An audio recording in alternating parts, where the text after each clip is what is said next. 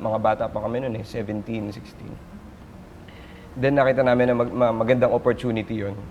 Tapos nung pagdating namin doon, sumali kami, then umabot kami ng grand finals, di kami nanalo.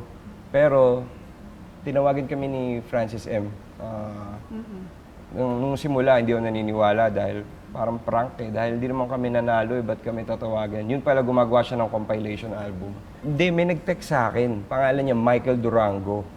Tapos, PA daw ni Francis M. Tapos, chinek ko sa Itbulaga, may kilala ba kayong Michael Durango? Wala naman daw Michael Durango na nagtatrabaho doon. So, at that time, iniisip namin, pinaprank lang kami ng mga co-contestants namin sa Republic na, ay, baka pinagtitripan lang tayo. Pero eventually, nung nakausap ko na siya, nalaman ko na yung Michael Durango is middle name niya pala yun. Francis Michael Durango Magalona. Tinetext niya ako, sabi niya, gamit ko lang yung cellphone nung maliit kong anak.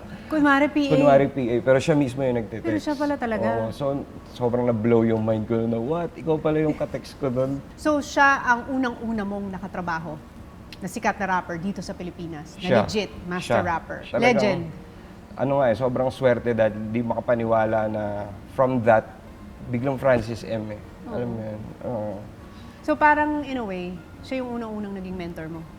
Yes. Ano natutunan mo sa kanya pagdating sa pagsusulat ng rap, sa rap at saka sa industry? Marami, hindi lang sa rap